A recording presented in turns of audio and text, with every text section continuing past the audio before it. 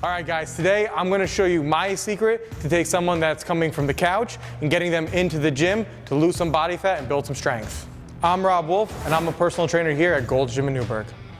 Today I'm going to give you a breakdown of a program for someone that is looking to get into the gym for the first time, build a little strength and lose some body fat. Now, the first thing we do here at Gold's Gym in Newburgh is a little bit different than most gyms. We don't just throw you into the fire. We start by doing a movement screen. What this movement screen is, it's testing you at all your joint levels. So we're testing your low back, your hips, your ankles, your shoulders, and your wrists.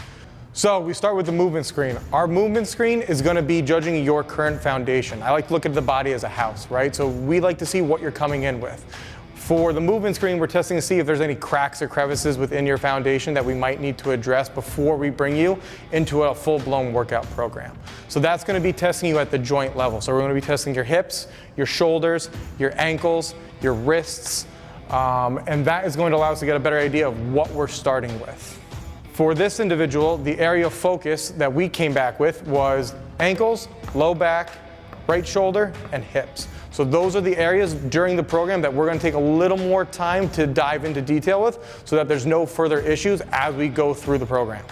First, starting off the program, we're going to start off with a very simple push-pull legs routine.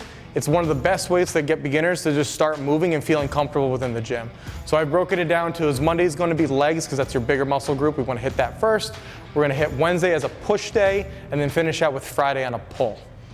Now, the cool thing we do here at Gold's Gym in Newburgh is we take the beginning of a workout to a different level. We like to do some breath work stuff. So what we do with a pre-warm-up, I call it, is called a CO2 tolerance test. The reason why we're doing a CO2 tolerance test is just to see at what your current state is when you're coming in before working out. So to give you a quick breakdown of what that's like, we're seeing that if you're coming into a high stress situation or if you're coming in from a low stress situation. Therefore, we can gauge the workout and either, okay, we can push this person a little bit further or we need to scale back because you're coming in pretty high and stressed already.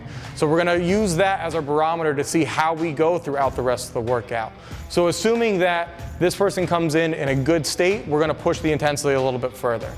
Next, we're going to go into our warm-ups. The warm-ups are very simple. We're just using that to establish a pattern of movement, okay? So they're going to be around the same idea of what we're trying to train. So for legs example, we're going to be doing some walkouts and bird dogs to get the hamstrings warm, to get the core engaged, and just kind of get a nice sweat going for a little bit. Then we're going to get into the crux of it. We're going to get into the real workout. The workout's broken down into just 3 very simple movement patterns right now because, again, this is for someone brand new coming into the gym that's just getting comfortable with the idea of movement. So because this person's limited within their dorsiflexion, we're having them start with a box squat first. Therefore, they don't have to worry about falling forward and coming up onto their toes. So the box squat's going to be set up a very basic 3x12 with a 25-pound kettlebell at an 18-inch box to make sure you're staying within your healthy range of motion. Then we're going to go into a high box step up. That's going to allow us to open up those hips because, again, our hips were limited. We want to try to strengthen that and get them a little bit stronger. So again, we're going to do a very simple 4x8 with a lighter load of a 20-pound kettlebell on an 18-inch box, looking to make sure that we load that side that we're stepping up onto. And then lastly, we're going to finish with an 8-inch step down. Again, this is to focus more on the ankles to increase the range of motion so they can be able to squat with a barbell eventually with no problem. So we're going to start with an 8-inch step down at a 3x10 on each leg, and we're just focusing on making sure their heel stays planted the whole time. Wednesday now. So Wednesday we're going to get into a little of the upper body, the stuff that makes us feel kind of manly and good. So same thing, we're starting with the CO2 tolerance test. That's going to be a standard throughout the whole exercise program. So the clients kind of know coming in, these are the things that we're going to do before we actually get into the workout. So we hit the CO2 tolerance test. Then we go into our warm-up. The warm-up for the upper body one is a little different than lower body, obviously. This one we're just going to do some banded over and backs, making sure we open up the chest, open up the shoulders, so when we get into the pressing patterns, there's no issues or limitations with that there. Boom, into the workout, here we go. Very simple, everyone's favorite, dumbbell chest press. We're going to do this on a flat bench or an incline, depending on the week. We're going to do, again, a very simple 4x10, nothing too strenuous, and we're looking to look for an RPE of 8. So an RPE, just so you guys know, is a rate of perceived exertion. So think of it as a scale of 1 being the lightest thing you've ever done, 10 means you're about to pass out and die. So we're going to work up to around a 6. So it's, again, it's a moderately enough to challenge, but not enough where you're not going to be able to recover properly.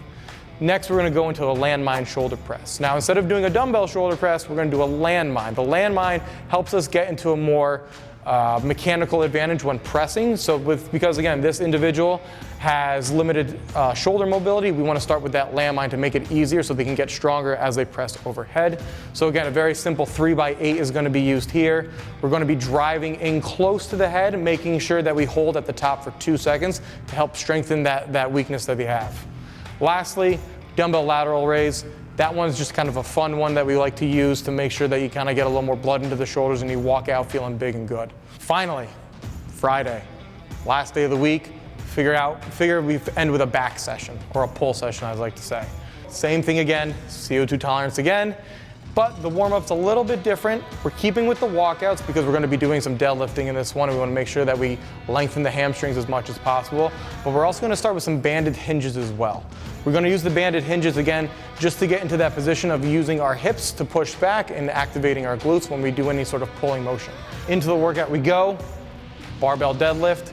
Because this person is again limited with their standing lumbo-pelvic flexion test, we're going to make sure the bar is risen at least 2 inches off the ground so they can stay within their active, healthy range of motion.